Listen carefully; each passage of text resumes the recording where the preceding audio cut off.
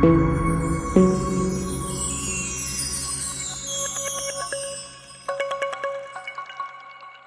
what am I doing this beautiful morning? I am working on my 1985 500 SEC. Now it has a misfire. It starts up and it idles, decently. Then as it gets finished warming up, then it idles down and there's a misfire. So I'm starting off with the most simple, most obvious, most common solution possibly, and that is the replacement of the spark plugs. Now, I don't know the last time this thing has had a tune-up, but I'm going to go ahead and put in some new spark plugs and see if that resolves the issue. There's several factors or components involved with the smooth operating of the engine. This is the Euro spec, so the engine, I think it is a little different. It does have more horsepower than the US spec. Also, it requires special spark plugs. From what I understand, it's different from like the 560. I'm not sure about the 380. I'm not sure about the US spec versions of these V8s, but I do know that I had to order special spark plugs for this Euro spec. Now, the spark plugs that I chose are the NGKs, and from what I understand, these are the only ones that you can put in here. Now, these are also the same spark plugs that go into Suzuki motorcycles, from what I understand. But these right here are applicable. Now, these are the old spark plugs. And as you see here, NGK, here goes the number, right?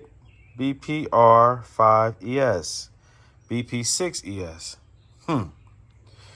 Now, these are the ones that I saw in the forums that I was told to buy. These are the ones that I removed. There is a difference here, the 5 versus the 6. What does that mean? Do you guys know? Also, how important is the gapping?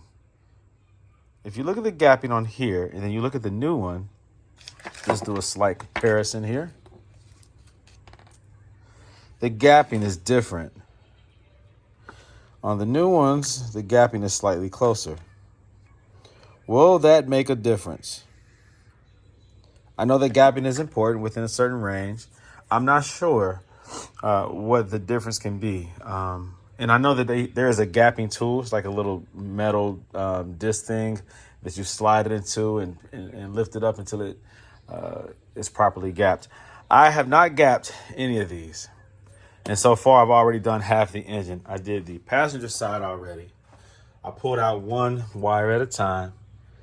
And I pulled out the spark plug and replaced it and inserted that plug, that wire. Now, I'm doing them one at a time so I don't mix these up, right? That's obvious. I'm not sure if I need new wires. I don't know. Some people replace spark plugs and wires simultaneously or at the same time. To me, I want to do one thing at a time so that I'm not introducing too many new things at once. And then I don't know what it is that actually solved it. Because it could be wires or it could be spark plugs. It could be both. I don't know.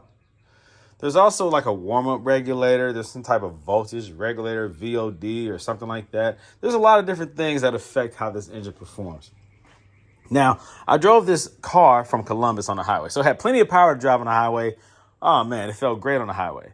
So in my mind, I can only imagine how good it would feel if it has proper spark, right? If the idle is smooth, if the engine is operating at its premium condition or potential. So that's what I want to see. If I can get rid of these spark or that misfire and get these spark plugs changed out, and if that works, then great. Also, sometimes this car has a hard time starting. Lately, it's been it cranks sometimes before it catches. It does it like randomly. It'll be just fine, and all of a sudden, So I did a little test where I tested voltage to the fuel pump. But guess what? When I put the voltmeter on there, it received voltage to the fuel pump, and it also started. So I'm like, golly. So I need to catch it when it's not working and see if there's voltage going to that fuel pump, right? Because the fuel pump, on one occasion, it did make some whining noises, but it doesn't do that normally. It just did it at 1 or 2 times since I've had ownership over the last couple weeks. But it was not always associated with it not starting. Like when it doesn't want to crank or start, it's like it's starting for fuel, I guess. It's just a guess. and I'll just crank it, hold on to it. It starts to start, then it doesn't. And I'm just like, golly. So it doesn't happen often enough for me to diagnose it. Not yet. So it could be a spark issue. It could be a fuel issue. The misfire could be associated with either one or both. I don't know. And so process of elimination, that's part of diagnosing your vehicle. Now, I'm hoping I'm not introducing a new problem by not gapping these properly. What will happen if I don't gap them properly? You tell me. And again, what's the difference of BP6ES and BP5ES? I'll do my research after I make this video, but anybody who knows, let me know. So also, what are some things that I need to consider why this thing has a misfire? Those who are familiar with the 1985 500 Euro spec, imported, gray market, 500 SEC. And this same is probably the 380. Now, there's going to be some differences with the 560. Anything that's US spec, there are some differences because of EPA regulations and some things that were probably introduced for smog and all that kind of crap. But what are the common issues on this car? Why a misfire can be taking place? I'm going to separate that issue maybe from the no starting. I don't know. They might be related. Also, let me state another issue. Now, this ignition has been tampered with. Well, it could just be the cover has been tampered with because it's beat up, right? It's raggedy. Let me show you. Look at that. Now, this is probably the third SEC that I've had that's had this trim broken up. And this plastic piece that's supposed to go right there and make this thing look more appealing has been broken or missing. So I know that black plastic square piece that covers this, that makes that look normal, is associated again with all this trim. And so when that breaks off, typically it's because the trim broke off. But all right, when I turn the key, sometimes I get absolutely nothing. I turn it, try to start it, and nothing. Now, I thought that might have been associated with the alarm. The vehicle alarm is up under here, and there was a clicking. Like you could tell the relay on the circuit board of this alarm system thing, it was always clicking. So I got rid of that, right? I pulled that out. It was always clicking like for the first 30 seconds of opening the car door. So I thought maybe it was some type of theft thing that was causing it to not start sometimes. So I unplugged that device and removed it. It's over there on the bench. But it still did it, afterwards. Like you turn the key, you would get nothing. I thought it was associated with this. I put it in neutral. No, that didn't change anything. I got stuck maybe 3 times not being able to start the car, where I would just turn the key and nothing. No clicks, no attempt to start, nothing. So I have 2 issues. I don't know. It's like periodic. It does it whenever it wants to. It's very random. Sometimes I turn the key and nothing will happen. It's not the battery. It's not the starter. The starter cranks like crazy when it wants to, when it does react, I was trying to figure out, is the pump receiving, voltage when it does nothing? So I'm trying to figure out, does it turn the systems on? Is it feeding the starter? Is it feeding the fuel pump? Or is it not even doing that? Is it totally ignition related, or is it something else? But when I do that, it doesn't attempt to start sometimes. And I keep playing with it, then it starts. So is it a faulty ignition? I don't know. So that's another issue that I've been that I need to give attention to. All right. But yeah, I am changing out these spark plugs, guys. And I'm using a combination of extensions. It all depends on where I'm reaching, right? On the other side back there, I use short extensions. Right there, I have more room. I am using a breaker bar to pop those loose, just because they're in there tight. I don't know how long they've been in there, but the cold, the engine getting hot and then cooling down, it causes quite a grab onto those spark plugs. It's real hard to break that loose sometimes. Now, I'm not over tightening them. Make sure I don't use an extension or a cheater bar to over tighten. It's not necessary. I just use equal pressure with just the socket, the wrench itself. All right. So one hand in it, get it to a snug and then give it a little bit more until it stops, and then I stop, because it will tighten itself down as the engine operates. Believe me. So don't over tighten them. But again, I need to know about that gapping. Is that something I need to give consideration to? How would it affect the vehicle if I do not gap it? I will start the car after I install this and see what it does. Hopefully the car starts and hopefully it is smooth. And if it's not, the same issue exists, then really, I don't know if I did anything by changing out the spark plug besides just giving it a tune-up, right? The first step in a tune-up. So some things that I will give consideration to is the fuel distribution. Is the fuel pump getting fuel to the front at a good enough pressure? They say that you can loosen these right here to see if fuel is shooting out. It should be shooting out. But of course, you need to know the pressure to make sure it is shooting out at the proper pressure. I don't know on this engine where I can hook up a pressure gauge to. This doesn't have one of those little snap-on little nozzles like you would on a like a tire nozzle or air plug of some sort. I don't see, it would look something like kind of like that, but smaller and closer to the fuel rail. I don't see it. If that does exist, let me know. Also, is there a way? I believe there is a way. I know for a fact that there is a way to read the engine, such as like anything that's like diagnostic related. Because I don't have a check engine light, but can this device here, give me a clue as to why it's misfire? Let's see.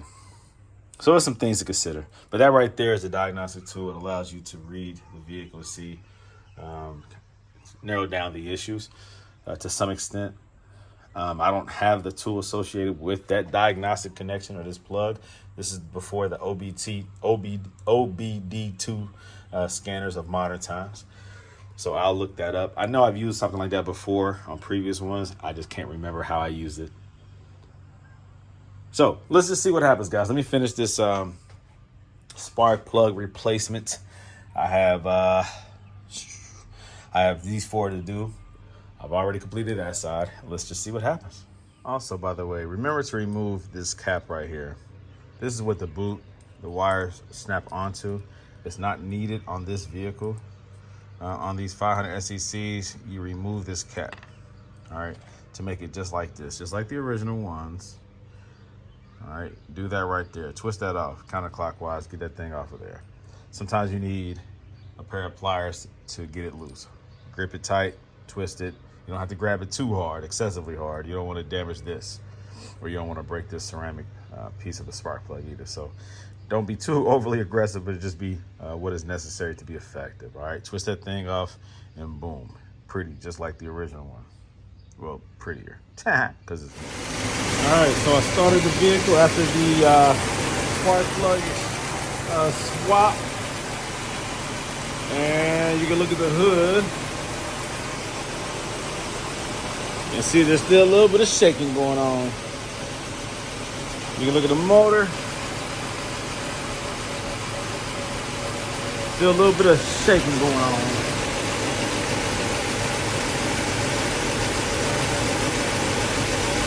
So, is it smoother than it was before?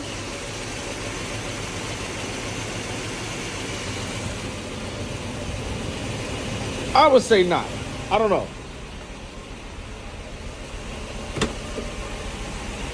Nope, still shaky. I still feel it. Still shaky. Yep. Still shaky.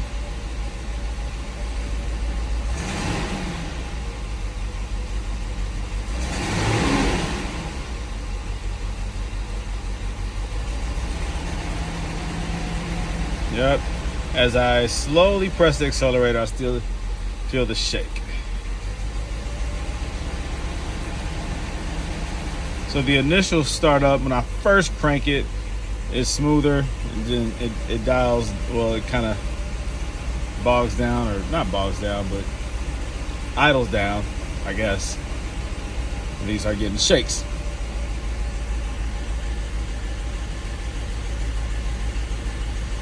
Yeah, so, or at least it has new spark plugs. Now, one of the wires did actually crumble or break where it connected. there's like a plug on the cap that goes onto the spark plug. It came out. Now it did show where a nipple, the metal nipple, the part of the boot that snaps onto that, the plastic around it, cracked and allowed it to disconnect. And so I did reconnect it, and I used black electrical tape in order to retighten that, to secure it, to prevent it from arcing. And it is on it in a secure manner, but I will replace the wires, especially because of that one. But there was like some cracking or crumbling that I was hearing as I was squeezing it to pull it off of the spark plug. I could hear that plastic internally cracking. And so because of that, I'll just do them all, because I did hear some cracking on that side when I removed at least one of them. And this one I heard the cracking. It was preliminary to it actually coming apart. Yeah, it's still shaking.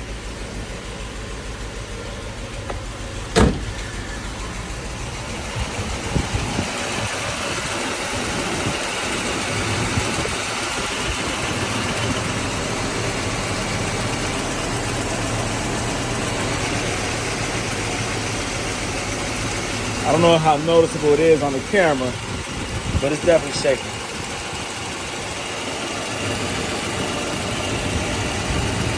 It was that. I put a electrical tape on.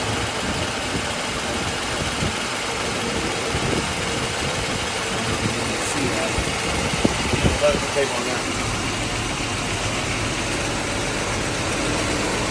I checked the air filter by unsnapping these right here, and then taking this bolt off right here, this nut, lifting that up.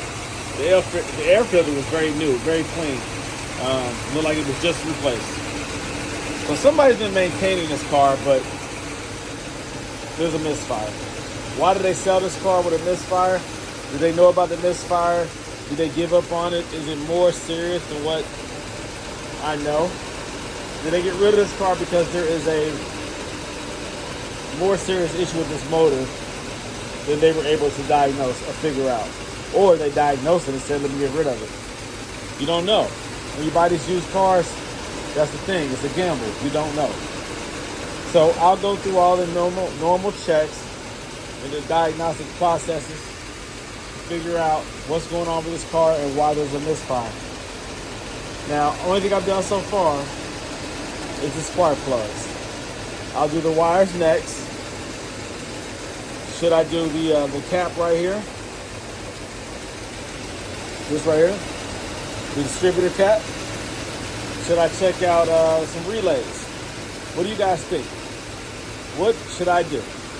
Let me know. Also, when I give it gas, I can hear maybe some air in the exhaust. Maybe there's a leak somewhere. Is that exhaust? I don't know, but let's see. See if I can duplicate that sound.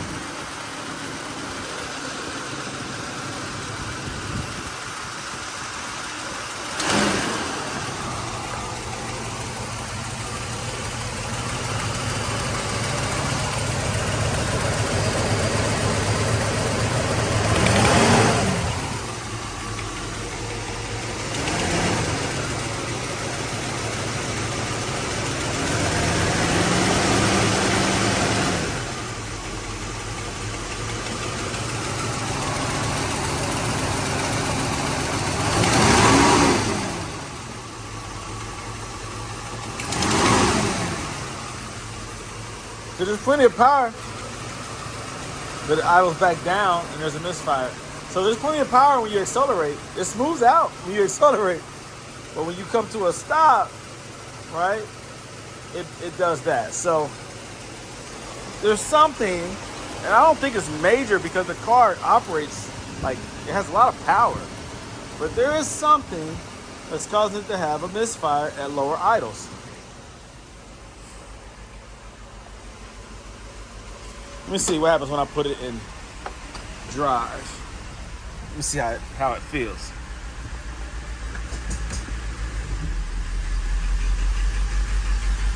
Can you hear that?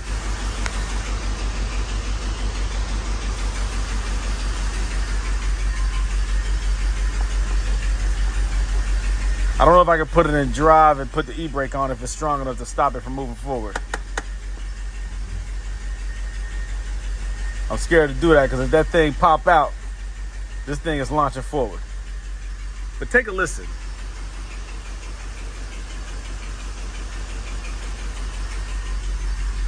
I think I wish I could have somebody to see. This is the hard part about working by yourself. See, when you put it in drive, you hear that note, that sound.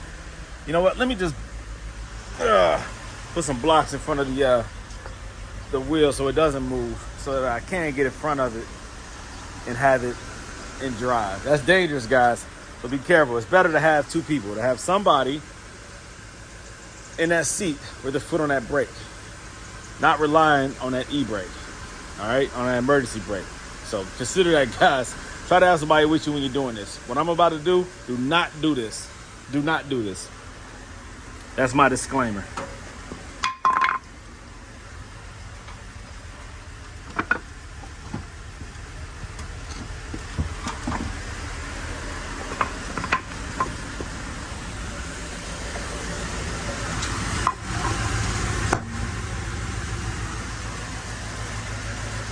Switch rear wheel drive.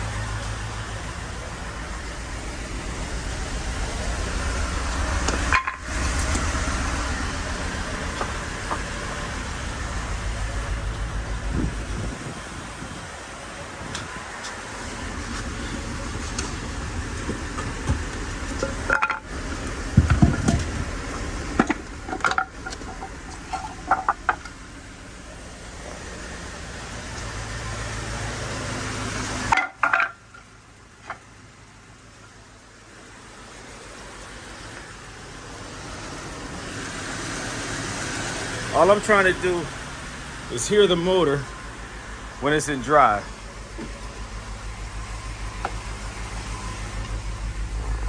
E-brake is set. It's pushed in all the way.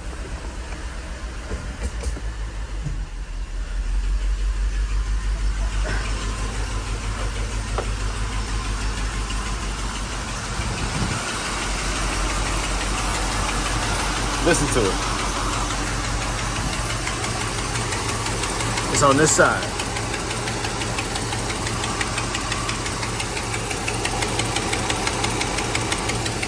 What is that? It does it consistently in drive.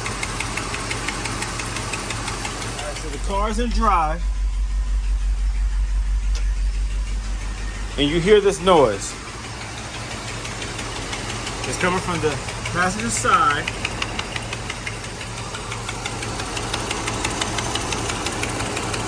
Down here. It's not the driver's side.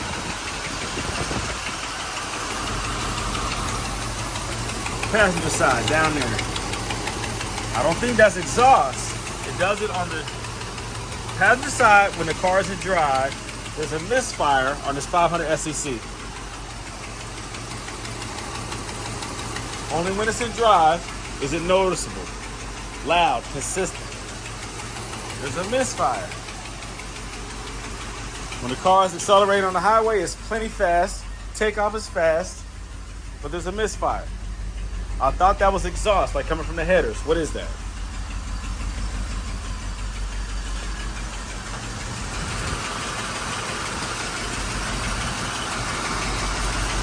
Is that due to low idle and there being an existing misfire?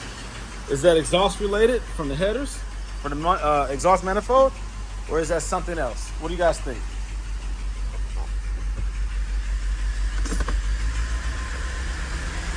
See, it goes away. See, it goes away. It only does it when it's in drive. Now I know when a car is put in drive, the RPMs typically drop. So is it related to the misfire and RPMs dropping? Or is that something else? What do you think? What am I doing now? So I just pulled out this instrument cluster because I know for a fact that there is some type of voltage regulator, something. Voltage, overload, protection, something. A relay of some type that when operating properly, your ABS light should not come on. It should not stay on unless it's ABS related. Okay, that's one thing. But your voltage to the control system, to the engine control and management systems, is controlled by that voltage overload protection circuit of relay or something. Now, a common issue when that thing becomes faulty is your ABS light will come on. It will stay on. Now, I'm like, my ABS light is not on, but when I put the key in the ignition and turn, it's not coming on either. So that tells me that there's not a bulb in there, that there's not a circuit running to that, right? There's some plugging or wiring that is not right or questionable. So I decided to pull this out and look behind it, and guess what? There's nothing going to that one. All right, it should be this one, I think. I think it's this one. It's either this one or this one, but right now it doesn't matter because there's neither a plug in either one. There's no plug in either one. Now, I also came across some weird stuff inside of here. When I pulled that out, I saw that the plug that goes into the center of the instrument or the speedometer was not plugged up. So maybe that's why there was no counter. And that is what controls the counter, I believe, is that plug directly behind it. So that was disconnected. The speedometer, this actually works, but the counter was not working. And usually that's due to the gearing inside of there softening up and then breaking the actual gears. But it wasn't plugged up, so I don't know. Now, this issue right here, I found this hanging. Now this looks like a rigged up bulb. It had a bunch of gooey gunk on it, supposedly securing this bad soldering job to the bulb itself. So it was rigged up where it was a permanent bulb wired to this device. What the heck is this device? Some more gunk on the backside. What is this device? And now, is this related to the ABS? Is this some type of ABS module, box, circuit, controlling device? I don't know. What is this, guys? What is this?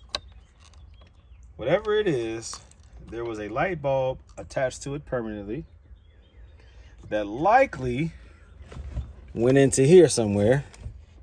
It was just stuffed in there. So I have to research and see what this is. What is this device? Could that have something to do with the overload voltage protection relay? Or whatever it's called. If this is supposed to light up, if this is lighting up when I put the key in, is this the ABS wire or ABS light? Is there a faulty issue with the overprotection, the voltage overprotection circuit? So everything has to really be like factory spec in order to properly diagnose something. When people start rigging stuff up, then it's hard to find what the true issue is, because certain things that you would routinely check have been altered or modified. So you have to go ahead and start opening things up and just see what is what, so that you know if you're missing something and then you're like false diagnosing because you don't see this light on, this ABS light on, doesn't mean that this is not an issue. It doesn't mean that you can cancel out or isolate the problem. You have to figure out why this light isn't coming on. Is it related to the perceived issue, or is it something else? And in this case, it's something else. And so that's why you have to, dig in deep sometimes, man. More to come. Okay, so I put it out some more. Like, again, what the heck is this? This looks aftermarket. Now, I need to take all this gooey crap off of here so that I can see if there's any kind of Mercedes serial number, identification number on the back of it. But it definitely looks aftermarket to me. And it also is tapped into, like, this wire is tapped into the red, and what color wire is this? It's a red. There's a wire right here that is tapped into. You can see it right there. red and blue wire. It's tapped into that red and blue wire. So that's power. And then the ground wire of the device is tapped into right there. It's tapped into an existing ground wire, which is brown. So this definitely looks aftermarket, but I won't know until I get all this junk off of here. What the heck is this? Again, this is behind the dash, behind the instrument cluster on this 2000, well, I'm sorry, 2000, on this 1985 500 STC Euro spec. And it's hooked up to this light. So what is this device? What is this? And again, there's nothing plugged into the ABS part of the instrument cluster. So there's definitely been some modification done here, but why?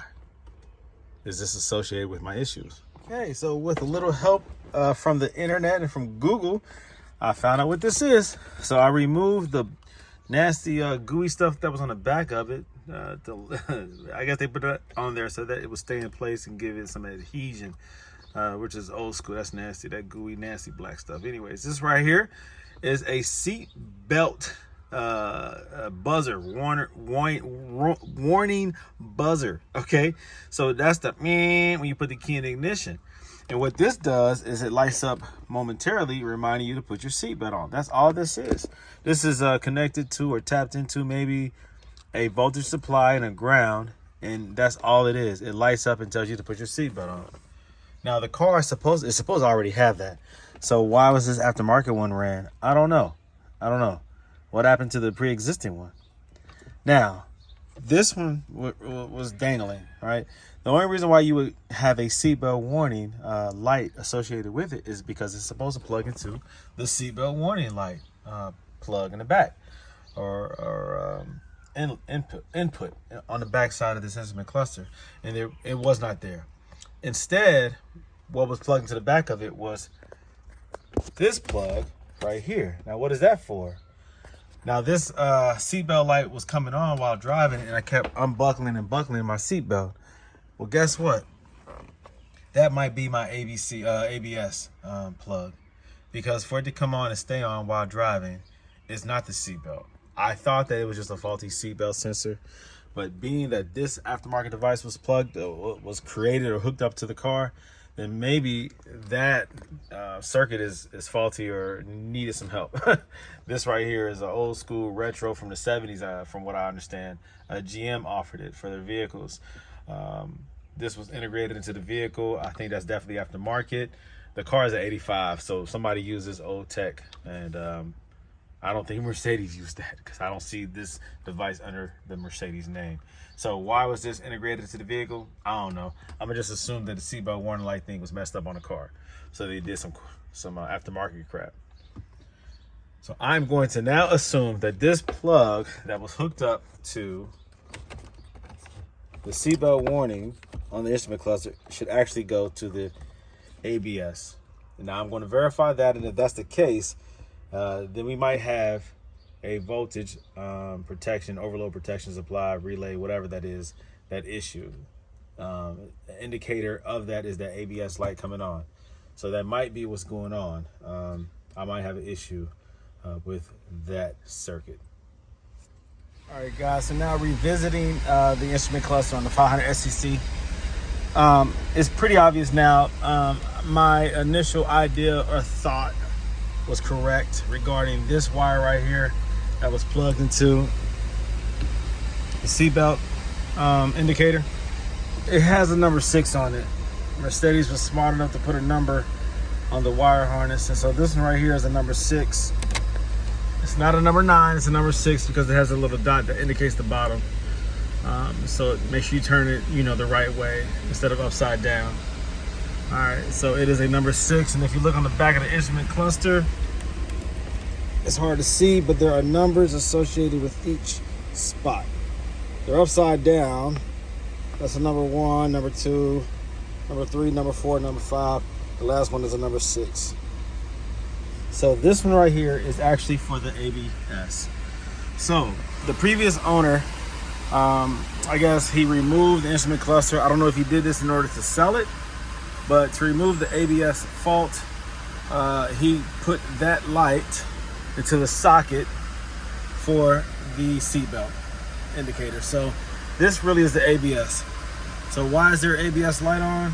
Well, I can think that it's the OVP, or the over voltage protection relay, but actually up under the passenger side wheel, I see that there is a broken wire. Let me see. Let me show you what I'm talking about here.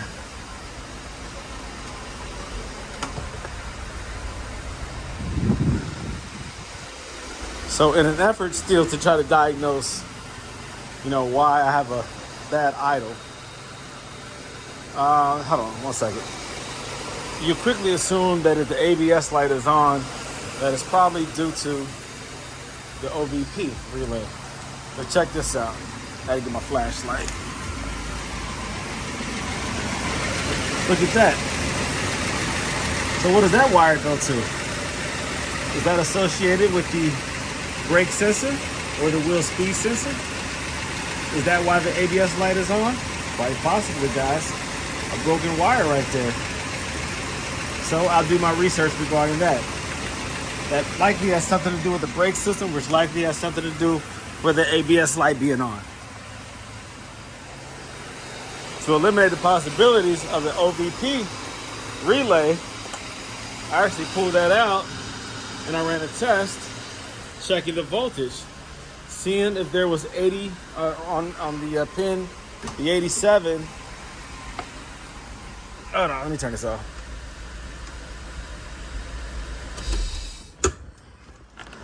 Now on pin 87 on the OVP relay, from what I've read, there's always 30 volts present. I'm sorry, 30. There's always voltage present, 12 volts present. Okay, there's always 12 volts present on pin 30 versus this one. So if I hook up a wire to it, which is what I did, and I had it hooked up on my voltmeter, there was 12 volts present, 12.43 volts present right there. Now 87, which is this one, it should only have voltage present when you put the key in the ignition and turn in order to start it. So with the ignition on, 12 volts is present here. That means that this is working properly, because this is the pin that feeds the ignition system or the engine management system or whatever. So as long as there's voltage present there when you turn the key, then you're good to go. Now, I guess as it warms up, you can check to make sure the voltage is still present, but the car is running, it starts. And so you want to make sure that it is receiving voltage while idling, and it was. So that's not the problem. And of course, this fuse is not blown. All right.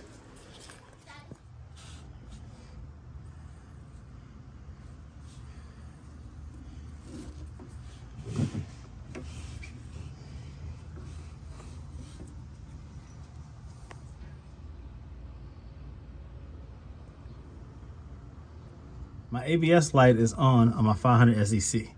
Now this is the passenger side wheel front, right? Okay. This is the front passenger side. ABS light is on. Most people associate that with the OVP relay, over voltage protection relay. But this one might actually be the ABS. We have a broken cord right here, broken wires. And it looks like it plugs in right there. Is that right? So if this is your wheel speed sensor or your brakes, I think wheel speed sensor, let's go with that. That wire is broken. So that component needs to be repaired, replaced, whatever. Unplug it, I guess, from the top, go inside the car, feed it back through. Now that's not a plug and play right there, see? Dang. That's a hard wire right there. Ugh. All right, I figured it out. Okay, so now I'm on the driver's side, and I'm looking at the same thing, and I'm seeing that at some point it was broken on the driver's side as well, and it was reconnected. You see here? These are the same wires.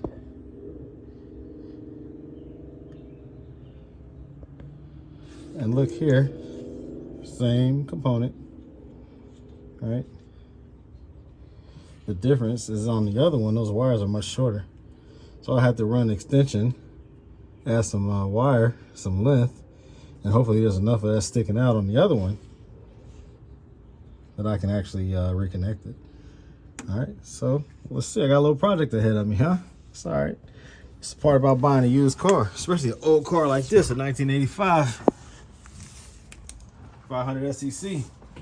You learn a whole lot about these cars while owning them and doing your own work. All a part of ownership, bro. It's all a part of owning an old Mercedes. Okay, so ABS might be associated with that broken wire at the front right wheel. Now, what is this? I was just pulling wires out, just anything that's kind of loose, I'm just kind of pulling out. Trying not to disconnect anything by force. Hopefully I didn't disconnect this by force, but what the heck is this? There's 3 black wires leading to this one pin. What is that? What is that? Also, what is this right here? This is 2 brown wires, 1 brown wire with a white stripe on it. What is that? So if this aftermarket device right here, this seatbelt buzzer, warning buzzer device, if that right there has a light that is supposed to be, man, Siri, shut up, has a light that is supposed to be installed into the instrument cluster, where is the original wiring for this sensor? Is it that? Where is it at for the seatbelt? Where is the original seatbelt wiring at? Why did this device have to be introduced into the car? Because that's not OEM, that's not Mercedes, that's aftermarket.